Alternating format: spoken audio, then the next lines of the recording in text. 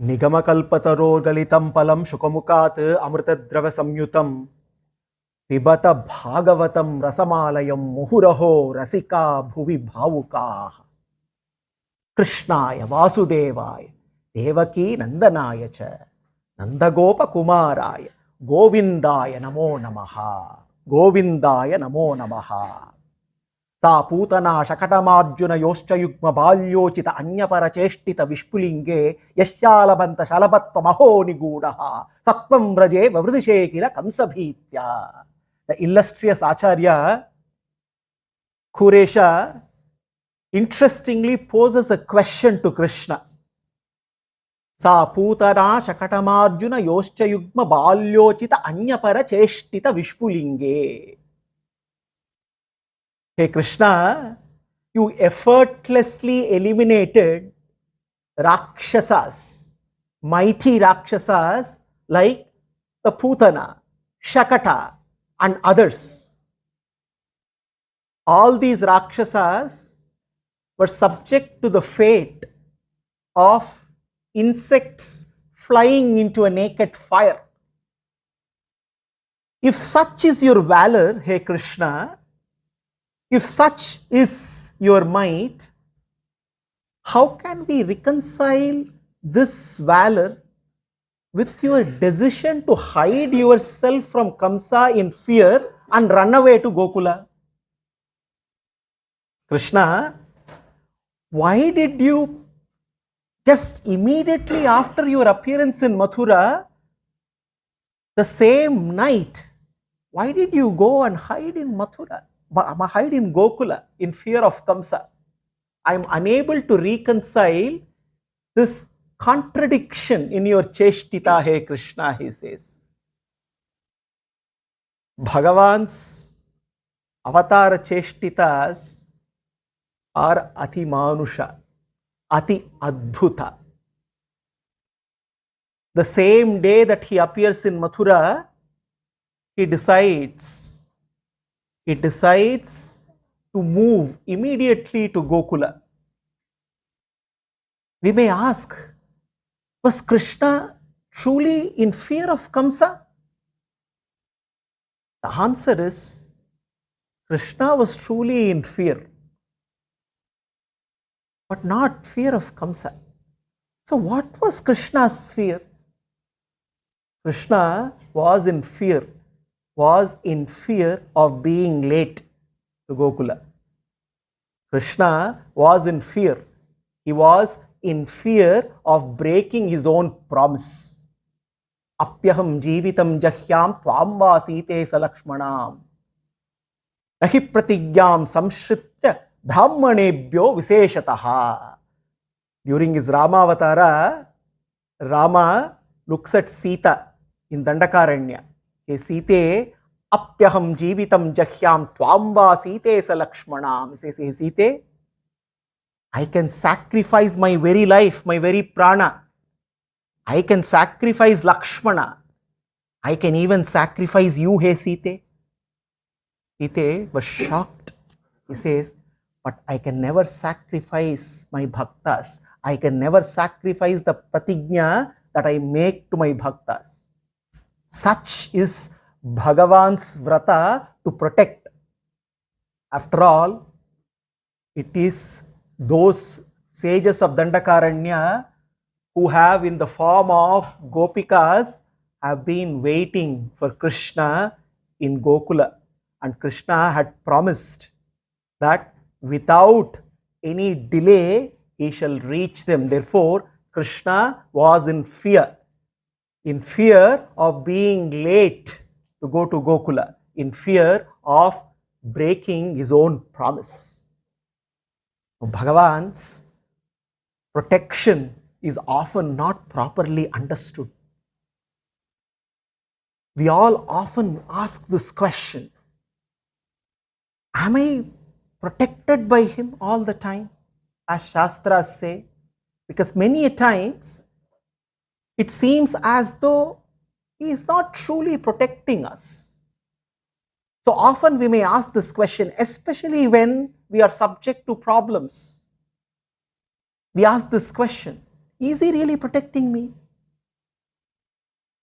So in order for us to understand his protection, we need to first recognize his protection.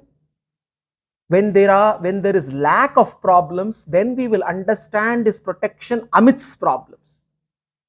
So immediately we may ask this question: what is his protection when there are no problems? How can I know that he is actually protecting me? The answer is very simple. Our very existence on this planet depends on all the arrangements that he has made for us. Therefore, even when there are no problems, it is very easy for us to recognize his unwavering hand of protection. He has ensured that we have all the resources that are required. Cosmological, terrestrial, physiological arrangements that Krishna makes so that we can actually exist on this planet.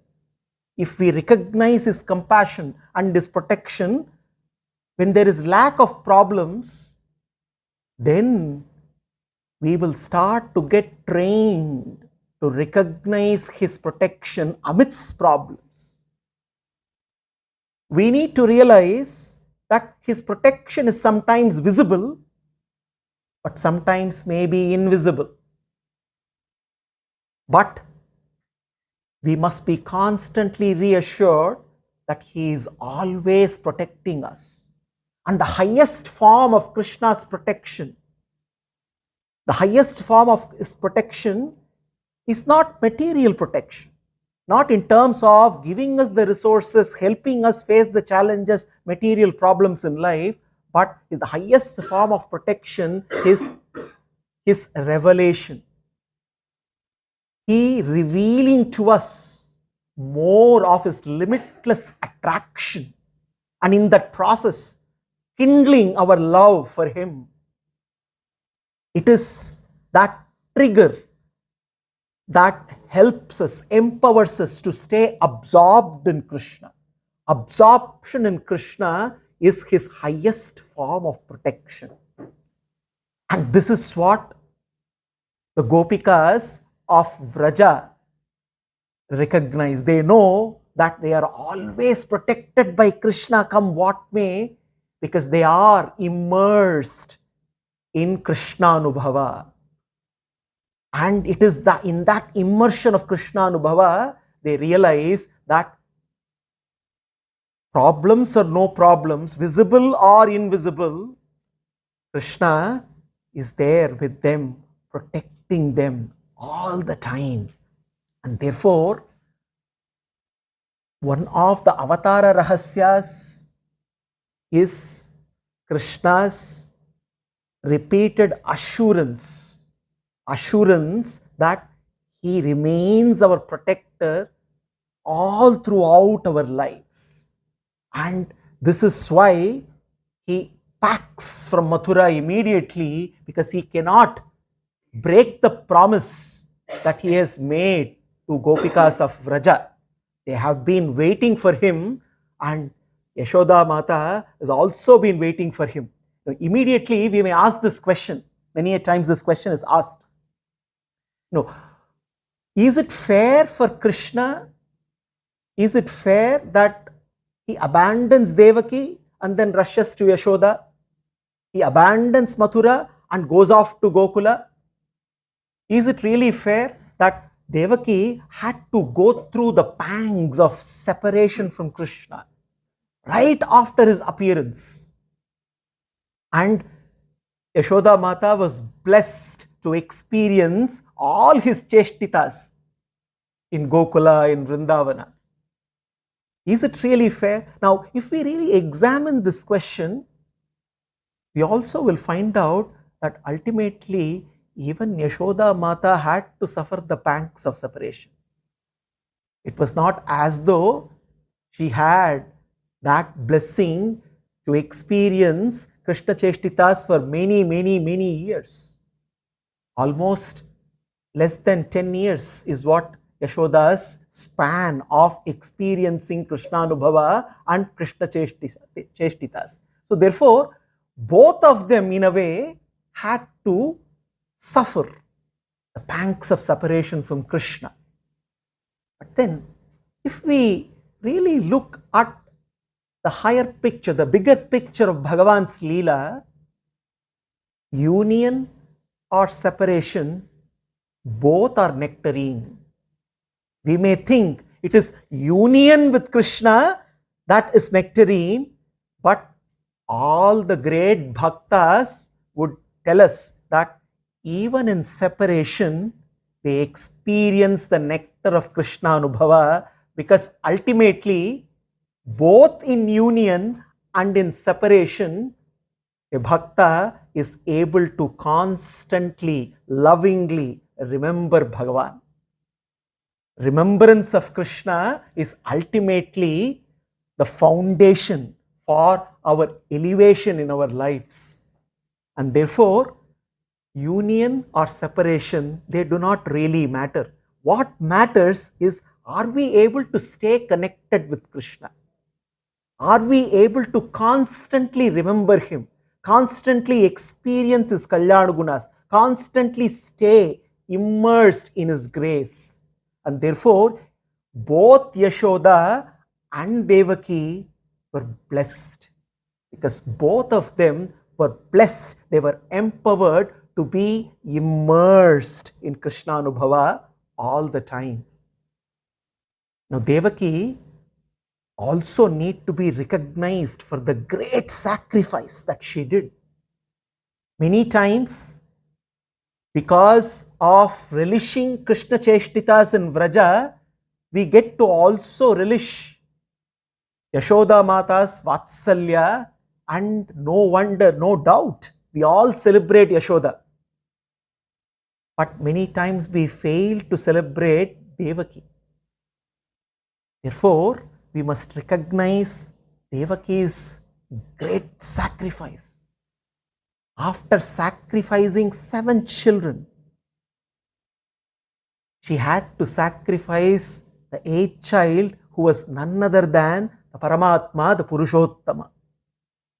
On the same night, after giving birth, she had to make a great sacrifice, unimaginable sacrifice. No wonder Bhagavan chose Devaki for a very special treatment. He reveals that vision to her, that ordinary mortals, why? Even Devatas are not blessed. He reveals to Devaki and Vasudeva his original form as Narayana. Also, Devaki realized that she had a very significant role to play in Krishna Leela. Krishna orchestrated everything in such a way that Devaki had to play a very important role. Now, we all can sometimes wonder, why did Krishna make this whole drama? He could have silently appeared and he could have silently eliminated Kamsa. No, Krishna is a Leeladhari, we know that. As we dive deep into his Cheshtitas, we will see how he engages in drama all the time. His Leelas are so very dramatic, melodramatic. Even his appearance was full of drama, and we relished that glorious appearance of Bhagavan in that tiny, dark prison cell. Why did he create all this drama? Now, Krishna, in the process of his appearance, he created all the drama also to ensure that all the personalities involved are forced to express their true nature. If you see, Vasudeva's character came out, Devaki's character was demonstrated. More importantly, the venom inside Kamsa started to ooze out because of the drama that Krishna created through his appearance. And when Krishna killed Kamsa, all the Mathura Vasis were celebrating, because they all knew how cruel, how wicked, how abominable Kamsa was. So therefore, Krishna had to also show to the larger public in Mathura that their king Kamsa was not just unrighteous, he was cruel, he was wicked. And therefore, in the process of his appearance, Krishna also orchestrated events in such a way that even the people of Mathura were waiting for their redemption. And thus, we saw how Krishna, right after his appearance, gives instructions to Vasudeva. And Vasudeva dutifully, faithfully carries out those instructions, and he carries that little infant with all tender and care, and he walks towards Gokula, and in those rains, Adisesha, Ananta again comes to protect, and with his hood spread, as Adisesha protects Vasudeva and Krishna, we also saw how Yamuna gives way and Vasudeva walks through the way provided by Yamuna. What a glorious sight for Yamuna to see two Balaramas. What a vision. We ended last week by relishing Yamuna Devi's vision. Yamuna had such a vision where she could see two Balaramas. One Balarama who was an infant. The other Balarama was protecting the infant Balarama. And therefore, Yamuna was blessed. And Vasudeva, carrying little Krishna, reaches Gokula. And again, thanks to Yogamaya, who had prepared everything out there, just like how the whole of Mathura was put to sleep. Gokula was also fast asleep. Nanda was asleep in his chambers. Yashoda also was asleep after giving birth to a baby girl. Yogamaya takes birth as Yashoda's child as per Krishna's arrangement. But Yashoda was fast asleep, not knowing what transpired. Yashoda did not even realize that she gave birth to a girl child. Vasudeva enters Yashoda's chambers. He looks at the little girl child, and Yashoda, he gently places Krishna next to Yashoda, and he picks the little girl child. With a heavy heart, for one more time, Vasudeva looks at that enchanting elixir Krishna. What a great sacrifice. Not easy for someone to just give away Bhagavan, who blessed him as his own child. But then Vasudeva had a duty to perform. He had to carry out an instruction given by Bhagavan himself. Therefore, leaving Krishna next to Yashoda, Vasudeva walks back again, crosses Yamuna, goes back to the prison with the girl child. Yashoda is blissfully asleep, and Krishna now becomes Yashoda Krishna. Devaki Nandana is now Yashoda Krishna. What a blessing! What a blessing to have Krishna as her child. Sometimes we ask this question, why did Krishna choose his parents? In the case of Devaki and Vasudeva, we got the answer. It was not a random choice. Devaki and Vasudeva were chosen in recognition of their tapas, in recognition of their bhakti. Krishna, Bhagavan, took birth as their son 3 times, the third time being as Krishna. Yashoda and Nanda both are great bhaktas, and they have been longing for a son like Narayana. Now, is that the only reason they have been chosen? We also must understand, it will be revealed later in the 10th canto that Yashoda and Nanda are none other than Dhara and Drona. Drona is one of the Ashtavasus, and Drona and Dhara, his wife, prayed once to Brahma and sought a unique blessing. In their prayers, they demonstrated their selflessness too. They wanted a child, they wanted Narayana as their child, but they also gave a reason. They wanted Narayana as their child not just for their happiness. They wanted Narayana as their child, to be born as their child, so that he can abundantly shower his love and blessings to one and all. And therefore, they were blessed, and Drona and Dhara took birth as Nanda and Yashoda. This is one reason why they are the chosen ones. There is also another reason. Nanda is the caretaker of Gokula, Vraja. Basically, he is caretaker of the entire Vrajabhumi, Gokula and Vrindavana, which means Nanda and Yashoda are also caretakers of all the Gopikas. Krishna knew that Nanda and Yashoda have been taking care of his Gopikas very well. What other reason is required to give them this ultimate reward?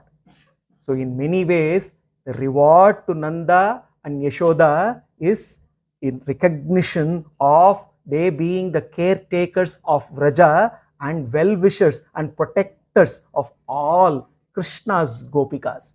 Therefore, Krishna chose Nanda and Yashoda as his parents.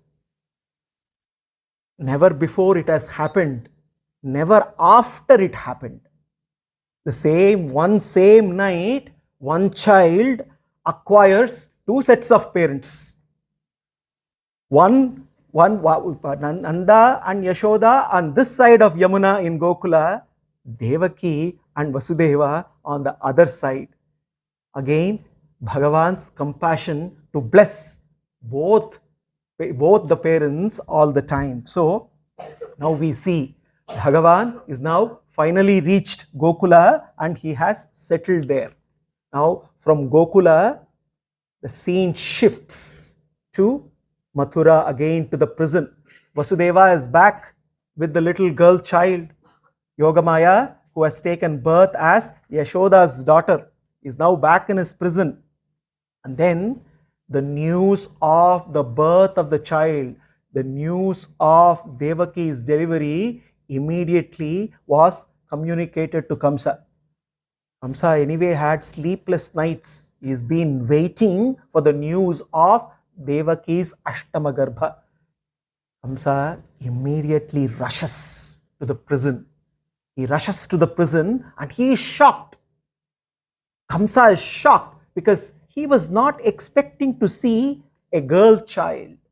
So even though the voice in the sky thundered that it is Devaki's Ashtamagarbha, Kamsa assumed that it has to be a boy. He did not expect a little girl child to be there in the prison. He was shocked. But Kamsa still did not want to take any chances. Therefore, he decided to eliminate that girl child. But then Devaki put up a strong fight. She resisted. Once again, Devaki demonstrates a great character here. Here was Devaki who lost 7 children. She sacrificed her 7 children and she also sacrificed her 8th child who was given away, who was taken. And then here is a girl child who does not belong to her. Even then, she wanted to save the girl child, even though the child did not belong to her, demonstrating a mother's compassion. So Devaki puts up lots of resistance. She begs, she cajoles, she persuades, she uses all kinds of arguments, but Kamsa does not give in. Eventually, the merciless Kamsa, the wicked Kamsa, pulls the girl child from Devaki. She holds the girl child, the legs of the girl child, grasps the baby girl, the legs of the baby girl, and gets to dash the child against a stone. But then, lo and behold, it's not an ordinary child. Kamsa was shocked to see that the little baby girl, manifests as Yogamaya with 8 arms, and that was a shocking vision to Kamsa. This is not what he expected. Kamsa, for a moment, was completely shaken. For a moment, he thought his death was nearing. And when he looked at Yogamaya, interestingly, Yogamaya, before flying to the sky, she uses Kamsa's head as a springboard. Stepping on Kamsa's head, she flies into the sky. She looks at Kamsa. Yogamaya laughs at Kamsa. Hey fool, what do you think? The one who is all set to kill you is happily, is already appeared, is already there. He is already there somewhere. She doesn't say the place. He is already there.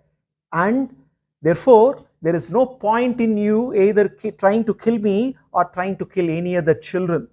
The one who is set to kill you is already arrived, so beware. He gives that warning. Kamsa is shaken. At the same time, possibly because of the divine touch of Yogamaya, because she placed her legs on his head, maybe some kind of contemplation in Kamsa's head starts happening. All of a sudden, he looks at Devaki and he recognizes, after all, Devaki is his own cousin sister, and he has been too harsh on her. He starts to regret all his actions, and then he looks at Vasudeva and Devaki and he asks for forgiveness. He starts to repent. He accepts all the heinous crimes that he has committed, and interestingly, this is what happens. When people want to rationalize, they can use a lot of logic and philosophy too. Kamsa gets into a very philosophical conversation with Vasudeva and Devaki, and he starts talking about how the body is impermanent, only the Atman inside the body is permanent, and one needs to understand that even when the body is destroyed, the Atman doesn't get destroyed. You must understand the relationship between the body and the Atman. For a moment, out of context, if we look at what Kamsa has been saying, it may look like the 2nd chapter of the Gita. But it is not Krishna speaking, it is Kamsa speaking. That shows that Kamsa was also learned. He was not an ordinary fool. He was a learned fool. And therefore, he regrets, and he, after giving a long philosophical rationalization, justification to all that, essentially trying to tell Vasudeva and Devaki that after all, yes, I did kill all your children, but then I did not kill their Atman. I only killed the bodies. This is what perverse way of justifying all kinds of atrocities committed. And then Devaki and Vasudeva look at Kamsa. Again, compassion of Devaki and Vasudeva overtake them, and together they decide to forgive Kamsa. Kamsa asks for forgiveness after all the atrocities that he has committed. Both Devaki and Vasudeva decide to forgive him. Now we must understand here, forgiveness is not easy at all, and many times we struggle to forgive people, especially those who hurt us badly. Forgiving doesn't come naturally to us. Most often, we mistake forgiving with trust. And we need to understand that forgiveness and trust are two different things. Forgiveness belongs to the past. Trust belongs to the future. Now here, Devaki and Vasudeva forgave Kamsa. That does not mean they started to trust Kamsa. They did not start to tell, hey Kamsa, thanks for all your repentance. Let us tell you, our 8th child, he is already there safely in Nanda's palace in Gokula. That mistake they did not commit. Devaki and Vasudeva are not fools. They are not ignorant to blindly trust Kamsa, because they know Kamsa is asuric in nature. So therefore, he has not just a monkey mind, a drunken monkey mind. And fickleness, he is the very epitome of fickleness. So therefore, while they were ready to forgive Kamsa, which shows their compassionate nature, they were not ready to trust him, which also shows their intelligence. Therefore, they forgave Kamsa, they did not disclose any details.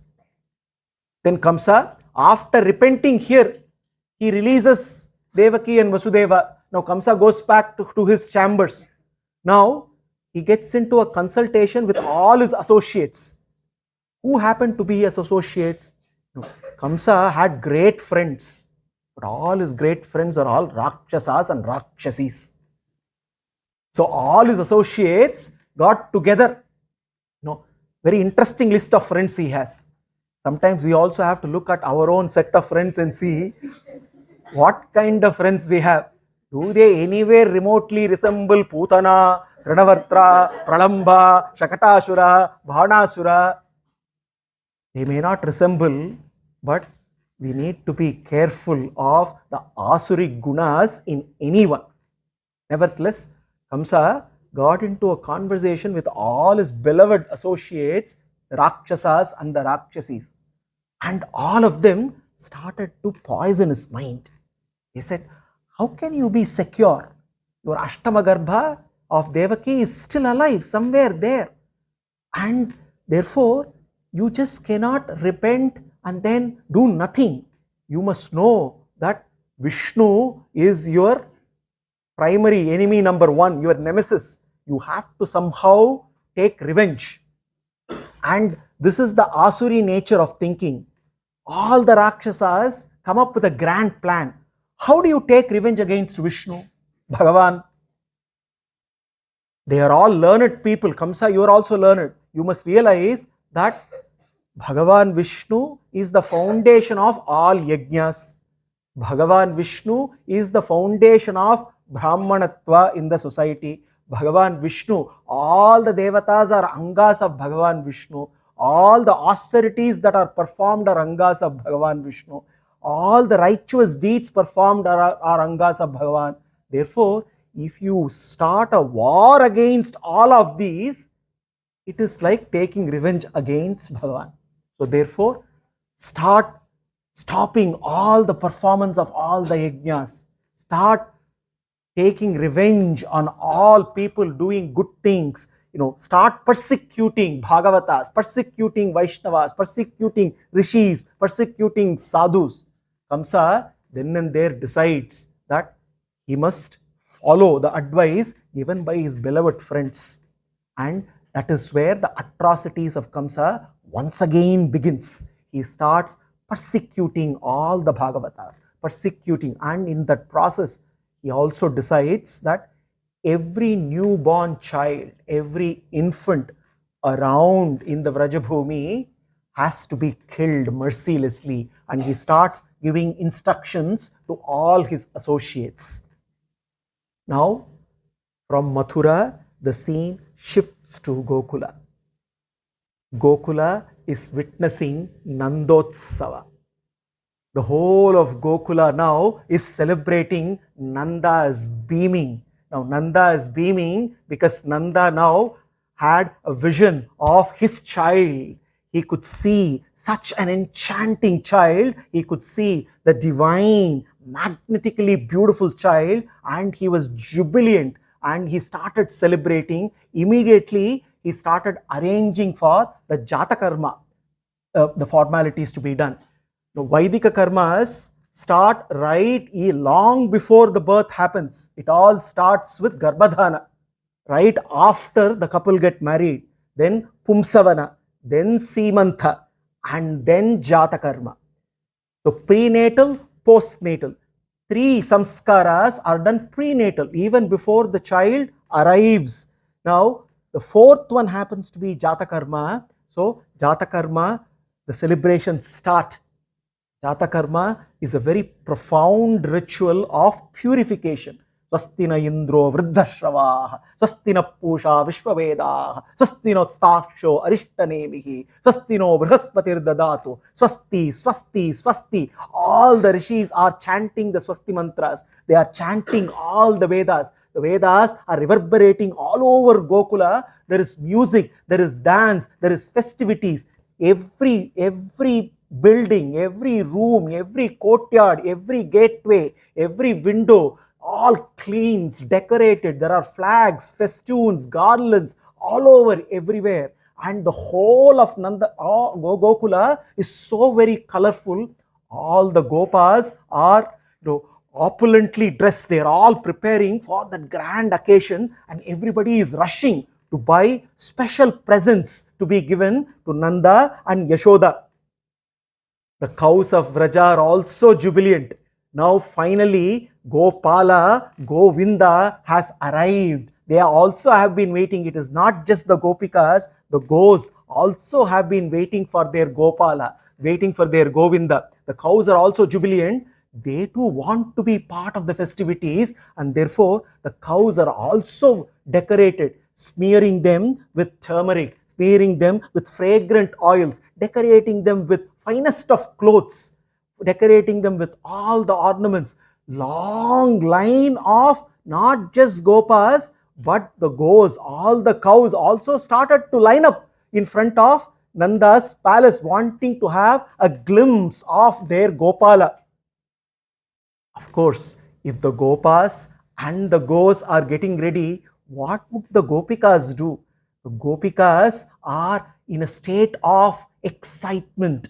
They've been thirsting for this day, thirsting to have a glimpse of their beloved, and obviously they just cannot go there without properly decorating themselves with all the right makeup. So every Gopika was competing with the other in terms of how colorful she can be, wearing the best, the finest of the clothes and the finest of the ornaments, and decorating themselves. It seems the best of the flowers were used to decorate their hair. And as the Gopikas are walking on the streets of Gokula, there were too many flowers on their heads, and it seems there were showers of flowers in Gokula. Not just few showers, hundreds of showers, as hundreds of Gopikas dressed to meet their beloved are all running. And as they started, obviously, Nanda's, where Yashoda Mata was there, the child has just arrived, birth has just taken place. So she is still in what we can, in the modern terms, call maternity ward. So it's not a huge hall or anything like that. It's a small place which possibly can only accommodate few people. At the best, maybe 100. But here, hundreds of people gathered there going in, and one after the other. First, it was the right of the Gopikas to enter, not the Gopas. Obviously, the Gopikas rush inside. As they rush inside, they get to see their Krishna. They get to see their elixir. And immediately all the Gopikas start to bless the child. This is how they start. Ta ashishaha prayunjanas chiram pahi iti balake haridra churna tailabdihi sinchayantyaha ajanam ujjaguhu. We must ask this question and we must wonder, did the Gopikas bless Krishna or were they seeking blessings? Because the way they start, ta ashishaha prayunjanaha, they start to bless him, and immediately it seems they look at him and say, Chiram pahi iti balake. You are balaka, but pahi, may you protect us. You are the king of all kings. May you, in the process of seeking blessing, in the process of blessing the child, they started to seek blessings. And then looking at Krishna, Shuka says, Ajanam, the one who is birthless, that Paramapurusha, that Paramatma, the birthless Bhagavan, as a child is lying there. And all the Gopikas, it seems, started to celebrate. How do they celebrate? Haridrachurna tailabdihi sinchayantehi ajanam ujjaguhu. They started to offer prayers and started to sprinkle Haridrachurna, means turmeric, tailabdihi, turmeric mixed with some kind of an oil. fragrant oil and they started to sprinkle. Yashoda Mata patiently was looking. One Gopika sprinkled, it is fine. Second Gopika, everybody wants to sprinkle. Her little Krishna, sooner or later, is going to be filled with only turmeric all over. So she was also getting restless. But every Gopika wants her turn to pray and her turn to sprinkle. So Yashoda Mata, look, this is not going to end with all the Gopikas. Soon Krishna, who was beautifully dark, will turn fully yellow, turmeric with her covered. She did not want that to happen. She immediately made a sign for music and dance to start. Immediately there were beautiful, mellifluous music, instruments, and everybody started running and dancing and celebrating. Both the Gopikas and the Gopis. For the Gopikas and the Gopis, what do they have other than milk, curd, butter? So any celebration involves milk, curd and butter. In the jubilation, it seems, they started splashing, spraying, spilling curds, butter, milk. Soon, everybody was immersed in milk. Everybody was immersed in curd. They were all singing, dancing. And we all know back in India, waterlogging when it rains. Gokula was milk-logged. Gokula was curd-logged. There was milk and curds flowing everywhere like floods. The whole of Gokula turned into milky ocean. Kshirabdhi. Esha Narayana Śrīmad Kshirannava Niketanaha Nagaparyankamustrija Agatho Mathura Purihi. He gave up Kshirabdhi and came down to Mathura, but Gokula turned again to Kshirabdhi, welcoming him. Hey Bhagavan, you will not miss your Kshirabdhi. We will turn Gokula into Kshirabdhi. The whole, every street of Gokula was flooded, and the Gopis and the Gopas went on celebrating. Nanda and Yashoda were thrilled. They have not seen this kind of celebration ever. And in that process, Nanda was giving away charity. He was giving away thousands and thousands of cows. He was giving away all the wealth that he possessed. He was giving away the finest of clothes, and they too were celebrating. Celebrations was going on. Shuka interrupts the celebration and looks at Parikshit and says, hey Parikshit, let me explain to you what is the importance of Jatakarma. Jatakarma being done to Bhagavan. And amidst this, he gives a very profound reason. Now, all our Vaidika samskaras are so very profound. And therefore here, Shuka explains, Kalena snana shauchabhyam samskarais tapasejjaya Shuddyanti danehi santushtya dravyani atmatma vidyaya. He says, let me explain to you the importance of purificatory rituals. Hey Parikshit, Kalena, the passing of time. Kala purifies everything that is material. You may think, how Kala purifies everything is material? Because we actually, by trying to own everything that is around us, we actually misuse these possessions, and everything material gathers impurities. And it is only time, because it is time which ensures that everything that is cyclical, what appears has to disappear, what is owned has to be lost, and therefore nobody can own anything. Therefore, the purification happens through time. Snana purifies the body. Shaucha purifies the mind. Samskara purifies one's birth. Austerities purify senses. Ijja, worship, purifies the Brahmanas. Santushta purifies the mind. Dana purifies the wealth. Atma Vidya purifies the Atman. And therefore, a Parikshit, it is very important for you to realize the significance of all our samskaras. But Parikshit is not too much interested now in this. He wants Shuka to go back to Nandotsava. Once again, the scene shifts to Nandotsava. Now we see Rohini Devi playing a central role. But after all, Yashoda, being the main host, cannot run around. So we see Rohini Devi take charge. Rohini cha Mahabhaga Nanda Gopa Bhinandita Vyachara Divyavasa Shrak Kantabharana Bhushita. Obviously, Rohini was also opulently dressed. Who is this Rohini? Rohini, we must understand, of course, we all know she is one of the wives. In fact, she's the eldest wife of Vasudeva. She's even elder to Devaki. She is the daughter of Bahlika, king of Bhalika kingdom. The king of Bhalika is the elder brother of Shantanu, who is the king of Hastinapura. We know who is son of Shantanu? Bhishma. So therefore, Rohini Devi and Bhishmacharya are cousins, are related that way. Rohini also has the great blessing to give birth to a girl child, Krishna and Balarama's dear sister, Shubhadra Devi. This happens a little later, but such is the glory of Rohini Devi. Rohini cha Mahabhaga. She is Mahabhaga, the most fortunate. And it seems, Vyachara Divyavasa Srika Kanthabharana Bhushita. She is going around running, as a typical host, not staying in one place. Obviously, all the Gopas and the Gopikas have crowded there. They all have to be taken care of. Lots of things are happening. So she is the one who is going all around, ensuring that everybody is taken care of, all arrangements are in order. But then she is being described as Mahabhaga, the most fortunate. Why is Rohini Devi Mahabhaga? Because she's even more fortunate than Devaki, because she has the opportunity to witness Krishna Cheshtitas in Vraja.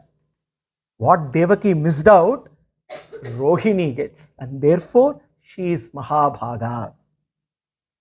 Now, the celebrations are in full swing, and finally they come to an end. Jata Karma of Krishna comes to an end. Jata Karma. He is still not called Krishna. For our convenience, we are still calling him. Namakarana has yet to take place, will happen later. No. Right now, Jata Karma is completed, but Nanda has a task on hand, because amidst all this that was going on, he forgot that he had to settle his taxes to Kamsa. So he had to travel all the way to Mathura to settle taxes. So immediately giving charge to his ministers, to his other people there, to take care of the ongoing festivities, because Nanda decided, if I wait, these festivities will never end. So the festivities have to go on. Nandotsava will continue with or without Nanda. It is Nandotsava not because of Nanda. Nanda, Ananda. It's Anandotsava that is going on in Gokula. So he decides to travel to Mathura, and he decides to go and meet with Vasudeva. Now we also need to know what is the relationship between Vasudeva and Nanda. They two are related. They two are related. If we look at the clan of Vrishnis, in the Satpata clan we have Vrishni, and in the descendants of Vrishni we see the father of Vasudeva, who is Surasena. Now Surasena's father happens to be Devamida. Now Devamida, so the Vasudeva and Nanda's branches meet at Devamida. Devamida had two wives. One wife from the Kshatriya Varna, another wife from the Vaishya Varna. And therefore he was blessed with two children, Surasena to his Kshatriya wife and Parjanya to his Vaishya wife. Surasena's son is Anakadundubhi, who is Vasudeva.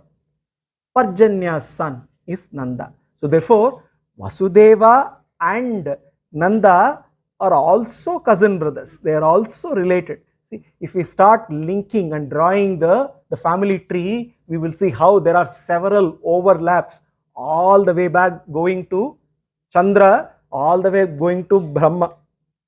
So Nanda meets with Vasudeva, and Vasudeva starts inquiring about what's going on, and Vasudeva looks at Nanda and says, Dishtya Bhrataha Pravayasa.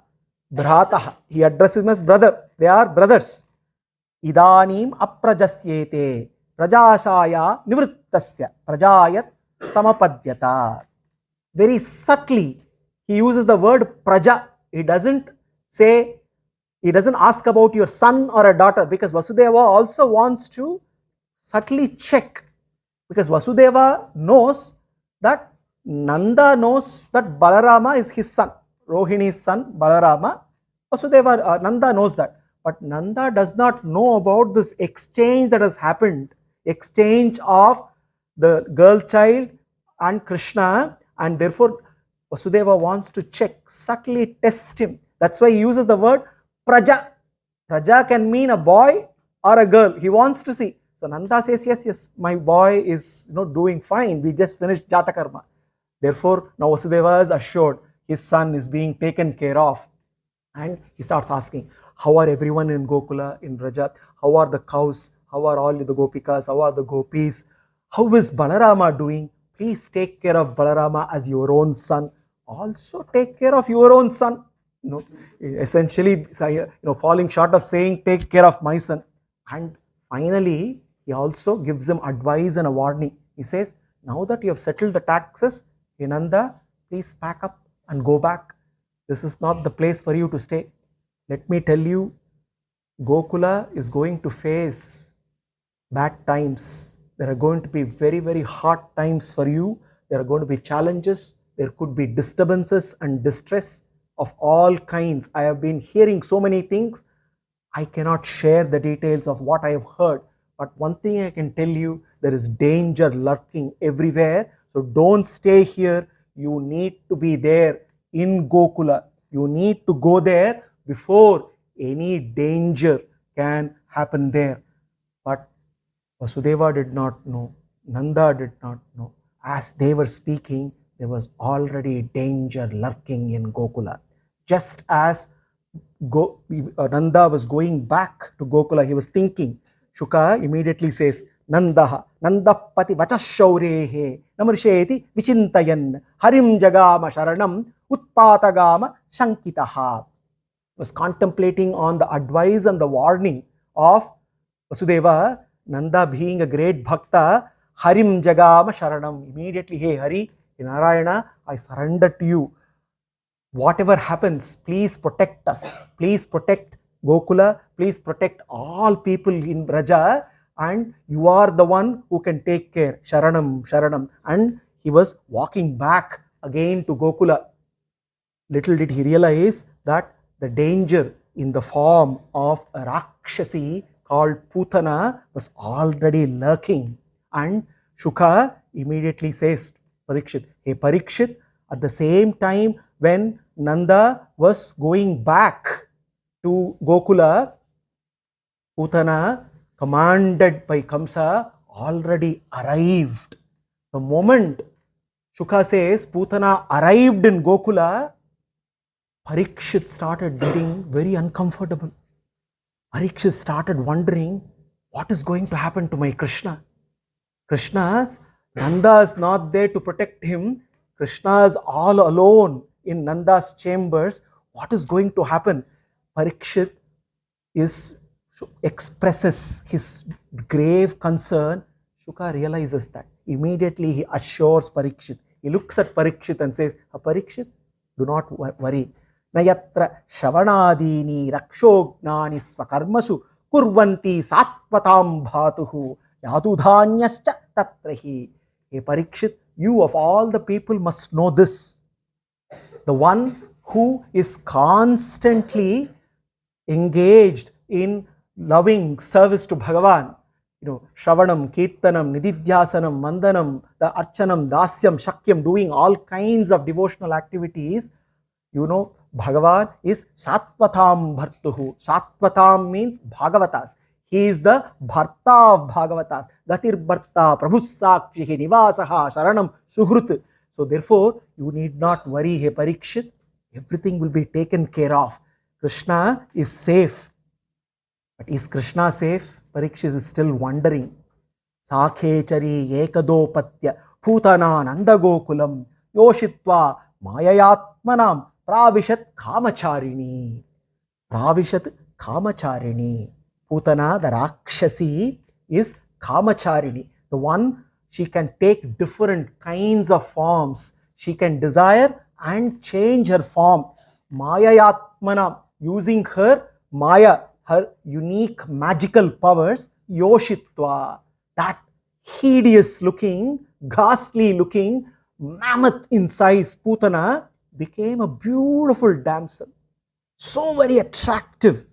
And she landed. She was flying in the sky. She looked at Gokula. She landed. And when she landed, she had the form of a very attractive, beautiful damsel. And she started walking on the streets of Gokula. It seems all the gopis and the gopikas were charmed. They were mesmerized looking at her, and everybody was thinking some divine celestial being has landed. Some even went to the extent of saying, could she be even our Lakshmi Devi walking on the streets of Gokula? So therefore, she nicely walked unobstructed all the way. Now, Putana's beauty was bewildering, and therefore she used her appearance to cheat people. Like a magician, she cast a spell and all, and then she finally reached the entrance to Nandagopa's chambers, and she started without any difficulty. Everybody welcomed her. Even everybody, the gatekeepers welcomed her. Everybody around were so mesmerized looking at her. She had a free pass, VVVIP pass, all the way into the inner chambers of Yashoda. And there, Putana finally reaches there. Krishna has been waiting for this moment. Balagrahas tatra vichinvati shishun yadrichaya nandagrihe asad antakam balam pratichinna nijoru tejasam tadashatalpe agnim ivahitam bhasi. Putana sees Krishna. Putana, the Balagraha, the baby catcher, the one who slays baby. She has been slaying all the infants everywhere around, the merciless Putana. She enters, she looks, Krishna, now Krishna looks at the baby catcher, the Balagraha. She entered, and it seems Krishna ensured that Shuka beautifully says, he remained like a fire hidden in smoke, so that Putana did not get any indication as to what she is dealing with. So therefore, she looked at the baby child, the infant, and she thought, like every other infant, now I'm going to eliminate this child. Vibudhyatam balaka marika graham characharatmasa nimilite kshanaha anantam aropayat ankam antakam yatoragam suptam abuddhirajjudihi. What a beautiful shloka. Vibhudhyatam balaka marika graham. Krishna quickly looked at Putana approaching him. Immediately, what did Krishna do? He understood that she is a Rakshasi, an expert in killing infants. She understood. Obviously, he is Sarvagnya, he understood. And what did he do? Characharatmasa nimilite kshanaha. The Characharatma, the Paramatma, the all-pervading, the one who pervades and permeates his entire universe, that creator, the Adikarana, the Adbhutakarana, who pervades everything, Characharat, he said, nimilite kshanaha. Immediately he decides to close his eyes. He closed his eyes immediately.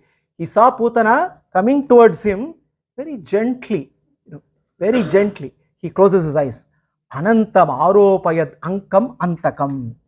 This foolish Putana looked at the child. She thought the child is sleeping, asleep. And that unlimited Lord, that Anantam, that Ananta, she lifts that Ananta, and that Ananta, she keeps her on her lap. While she keeps her lap, Shuka says, Yatoragam suptam abuddhirajjudihi. Just as a fool takes a sleeping snake and places it on one's lap, this fool Putana did not realize what she was getting into. Characharatmasa nimilite kshanaha. Nimilite kshanaha. Krishna closed his eyes. You must ask this question. Why did Krishna close his eyes? As Putana approached, Characharatmasa nimilite kshanaha. First reason, Krishna wanted to feign fear. Obviously, Leeladhari, he wanted to put up an act nicely so that Putana thinks this child is in fear, gripped with fear. So tightly he closes his eyes. Krishna is very good in doing all those antics. So therefore he closes closes his eyes, try to show his fear. But that's not the real reason. Krishna closes his eyes because he did not want Putana to look at his eyes. Anybody who looks at the Pundarikaksha, there is no doubt whatsoever. It can be a saint or it can be a sinner.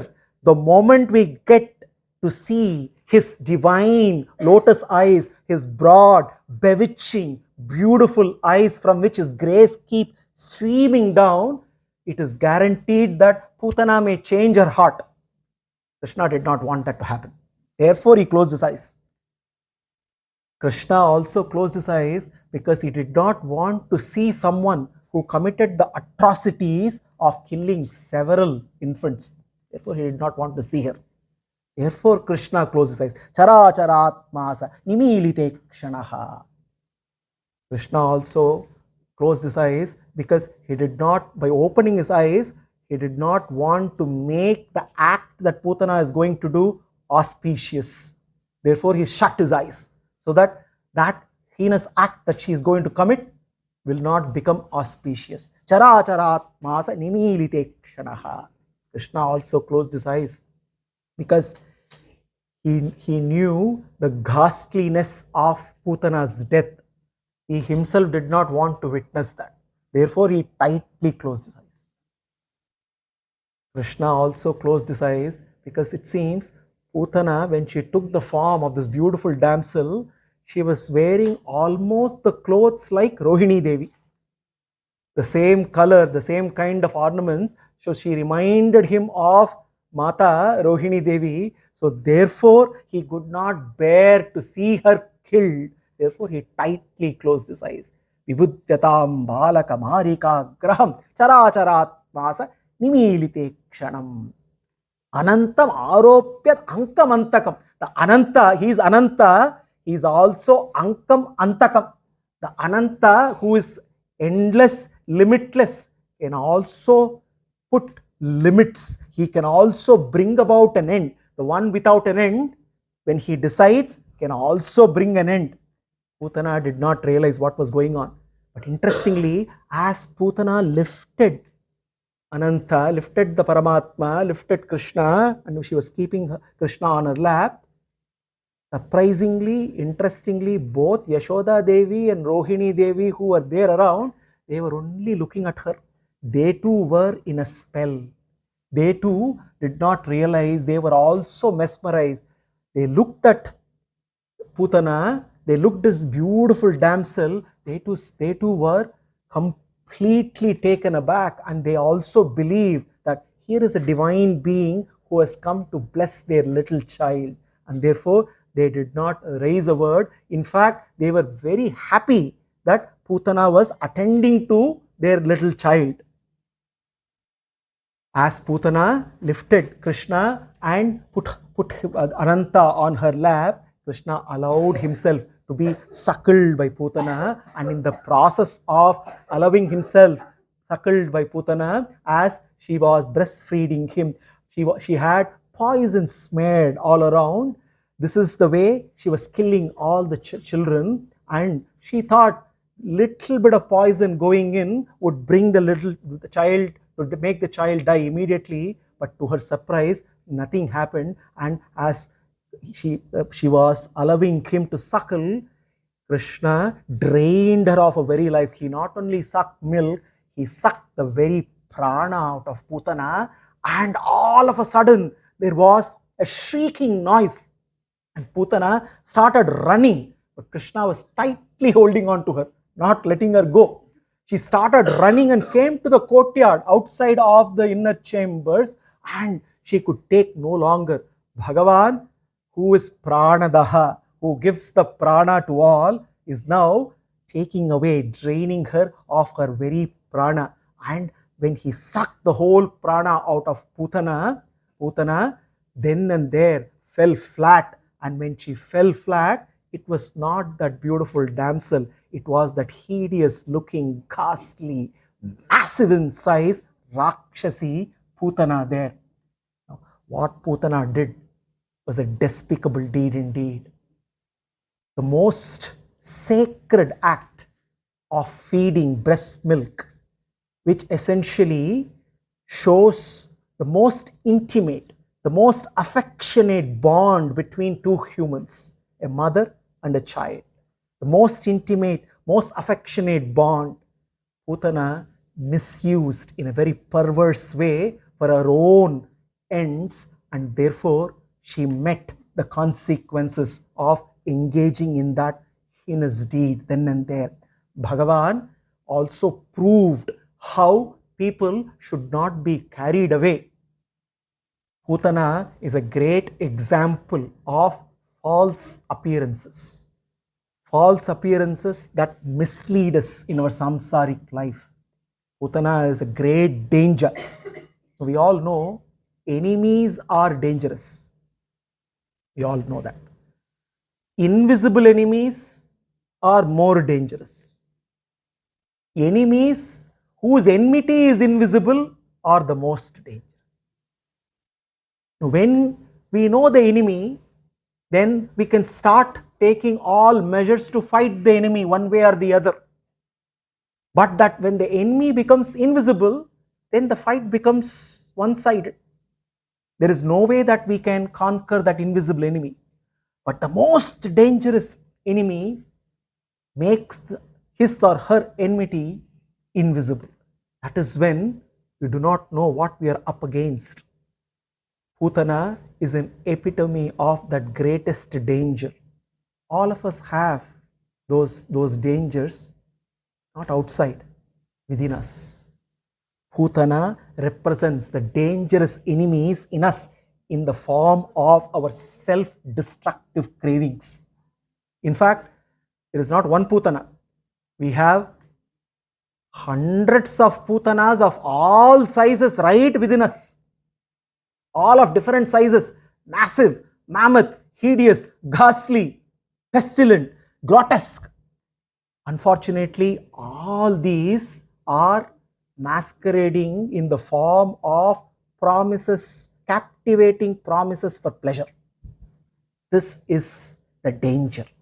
These self-destructive cravings in us come in the form of a promise, a captivating promise, saying, here and now is pleasure for you. And we succumb, and this enemy defeats us repeatedly. These Putanas within us also continue to keep slaying children within us, slaying the child within us, the child of wonder, the child of being in awe, the child who has unshakable faith, the child who has unconditional love. And when these are repeatedly attacked by the Putanas inside us, we are set to fall deep down in a spiral path of darkness, depression, and emptiness, getting stuck in the dark cycle of samsara. So therefore, Putana represents this dangerous enemy. And who can slay this Putana? It is not possible for us to fight. In Gokula arrived one Putana. In our Gokula, there are hundreds of Putanas. We can't fight one Putana. How can we fight hundreds of Putanas? We need Krishna. Krishna alone can effortlessly slay all the Putanas. Therefore, Krishna, through this Leela, also demonstrates how we must always be watching out for these dangerous enemies who have false appearances, and through these false appearances we get repeatedly deceived. Putanavada has happened. With the shriek and the shouts that Putana has made, all the Gopikas and all the Gopas came rushing, and they see both Yashoda and Rohini, both of them are unconscious. The moment Putana started shrieking, that was enough for them. Their little child now is with Putana, and therefore both of them fell unconscious, and they see there in the courtyard a massive mammoth Rakshasi, who in the process of falling down also killed, uprooted several trees.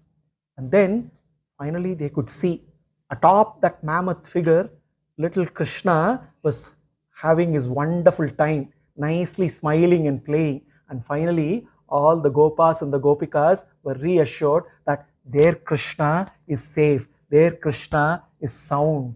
What would the Gopikas do?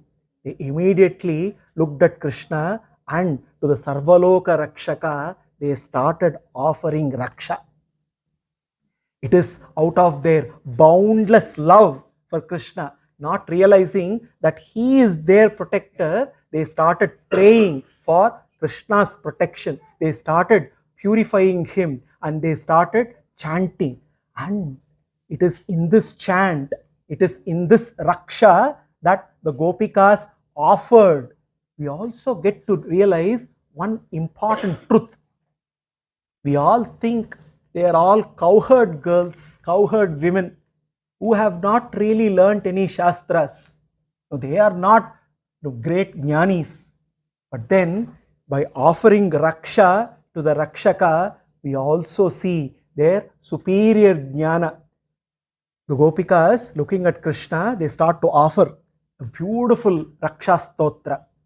Avyat ajongri manimas tava janvatoru yajñochuta katitatam jhataram hayasyaha hritkeshavas tadpurayisha inastu kantham vishnur bhujam mukham urukrama ishwarakam chakri agrata sahagado harirastu paschat tat parshvayor dhanurasi maduha janascha koneshu shanka urugaya uparyupendraha takshakshitau haladaraha purushas samantat. What a wonderful Raksha.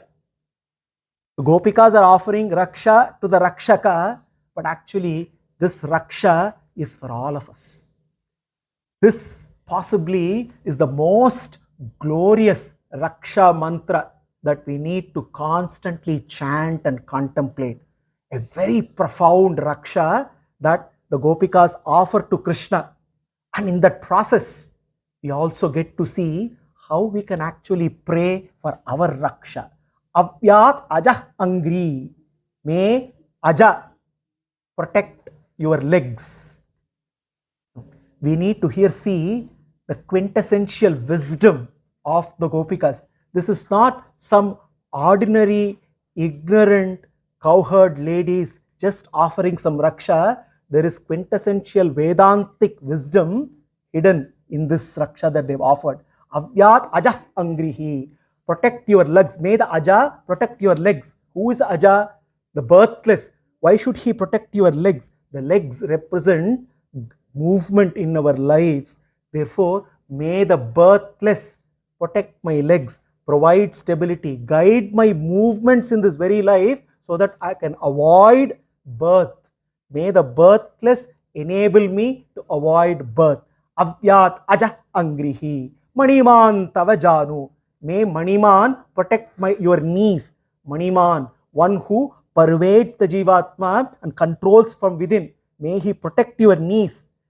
May the one, the Antaryami, provide stability between movement and may he provide balance between movement and stability.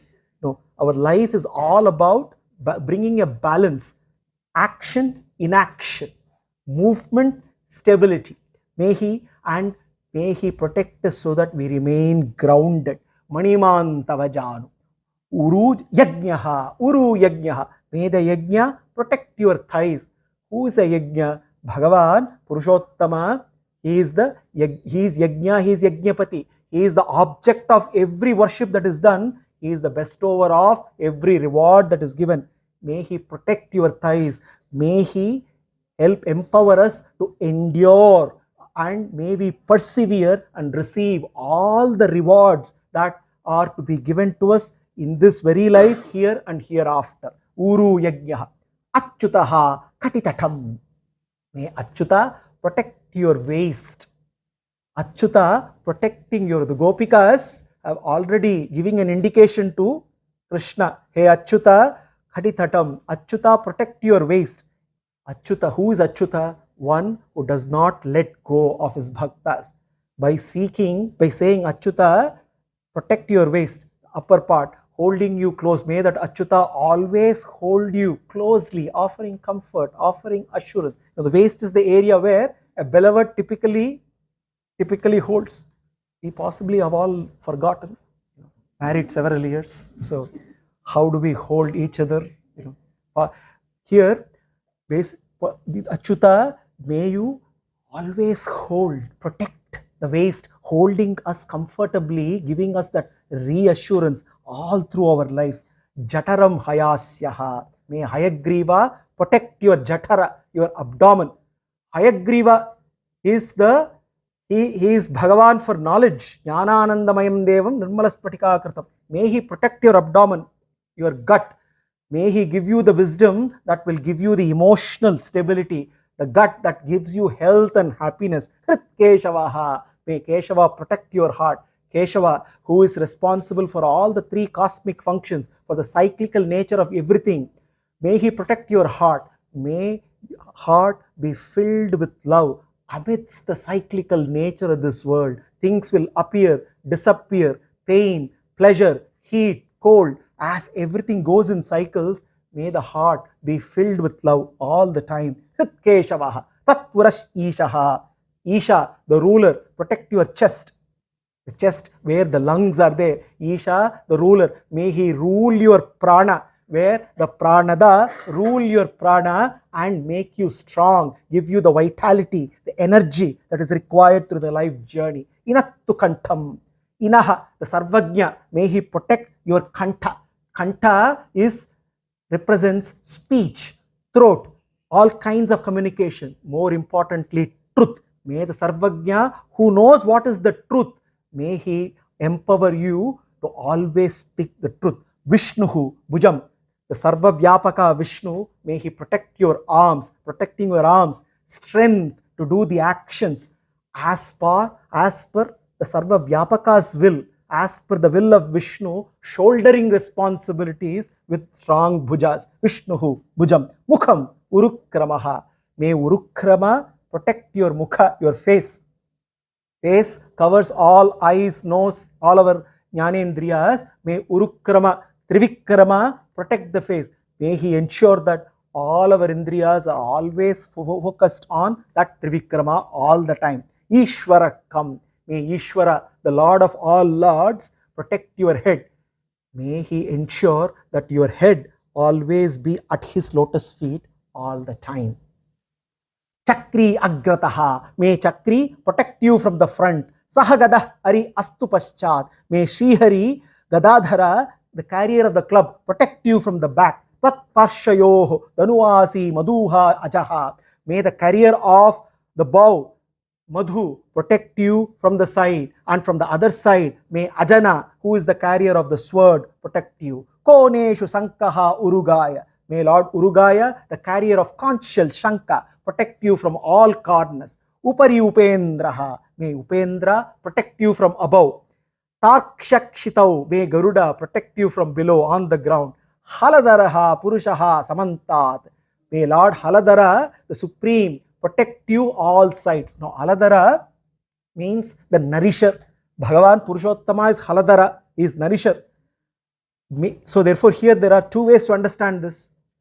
May Bhagavan, the one who nourishes you all the time, protect you from all sides. Specifically looking at Krishna, hey Krishna, Haladara, your brother, Balarama, protect you. Sankarshana, Adisesha, protect you from all sides all the time. Thus, the Gopikas are praying and in that process offering Raksha to Paramatma. As this was going on, Nanda has still not reached. Nanda is completely aware. Nanda is still on his way. All this has happened when Nanda was on his way to Gokula from Mathura. And when Nanda meets, he sees commotion. And then he sees everyone gathering around this grotesque body of Rakshasi there. So Nanda realizes then what has happened. And together with all the Gopas, then they cremate Putana. They decide to cremate Putana. And when they cremate Putana, something very miraculous happens. When the smoke comes, it is not ordinary smoke, a very fragrant smoke comes up, indicating something extraordinary has happened. And Shuka tells Parikshit, Padbhyam Bhakta Hridistabhyam Vandyabhyam Lokavanditaha Angam Yasyaha Samakramya Bhagavan Api Tatstanam Yatudhanyapi Sasvargam Avapa Janani Gatim Krishna Bhukta Stanakshiraha Kimugavo Anumataraha. The Lokavanditaha, Bhagavan, Krishna, just because he embraced Putana and just because Putana fed him her breast milk as a mother would do, just because of that deed alone, Krishna decided to give mukti to Putana then and there. Putana received mukti. Therefore, Shuka says, if such a Rakshasi, just because of indulging in an act of feeding milk to Krishna, received mukti, he immediately says, Krishna bhukta stanakshiraha kimugavo anumataraha. What is going to be the case for all the cows in Vraja which are going to feed Krishna with milk continuously? Mukti is guaranteed to all the cows of Vraja as well. Now, we may all ask this question, why is this happening? Why did Putana gain mukti? Why did Krishna do that? You must realize, obviously, who are we to question Krishna first? Many times we ask some very good questions to Bhagavan. Why are you doing this? Because we most often do not have a big picture. Now, Bhagavan, we need to understand, is the very embodiment of limitless compassion. Even though Putana here indulged in an act which from her point of view was perverse in nature, Bhagavan looked at her only as his mother. We need to once again go back to what Bhagavan said. On the banks, on the shore of the ocean, all the Vanaras are arguing as to why Vibhishana should not be accepted. Everybody makes a case, and Rama looks at all the Vanaras and says, Mitra bhavena sampraptam natyajeyam katanchana dosho yadyapi tasya syat. He says, Satamyetad vratam mama. He says, Satamyetad agarhitam. He says, Mitra bhavena sampraptam. He says, even if one comes to me feigning friendship, not as a Mitra bhavena. If somebody just comes and claims, hey Bhagavan, I am your friend, I am your well-wisher, even if he is a cruel person, even if he is a sinner, doesn't matter. Even if it is Ravana, he says, even it is not Vibhishana, even if Ravana comes and surrenders to me, I will protect him. Now, we see what Rama said there, Krishna doing here. Krishna avatar. Mitra bhavena sampraptam. Matru bhavena sampraptam.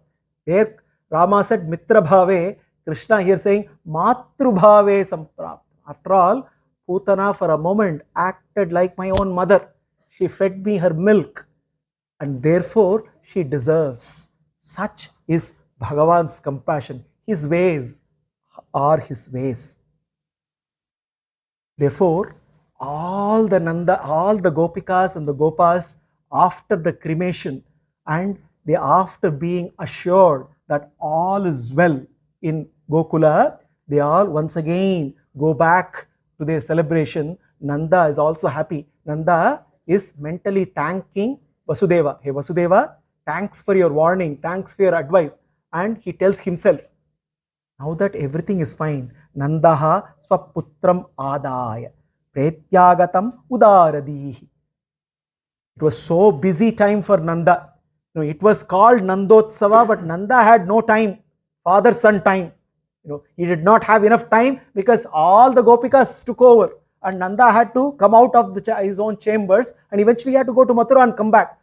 Finally, he had that alone time with Krishna. Krishna was looking at him with a smile and that electric smile. Nanda was so happy. He said, finally, I get some quality time with my own child. Nandaha swaputramadaya pretyagatam udharadihi Murdhani upagraya paramam mudham lebe kurudvaha. Immediately thanking Vasudeva, Nanda took Krishna on his lap and, hey Krishna, my dear child, you almost returned from death. What kind of a danger befall Gokula?